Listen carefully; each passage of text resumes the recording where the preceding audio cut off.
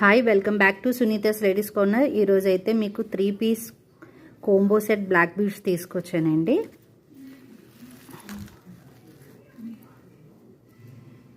First ఇలా వస్తుంది 1 piece మొత్తం, పైనంతా ప్లెయిన్ వస్తుంది. సెకండ్ కంప్లీట్ ప్లెయిన్ వస్తుంది, చైన్ అంతా. లాకెట్ వచ్చేసి ఇలా వస్తుంది, లాకెట్ ఇలా వస్తుంది.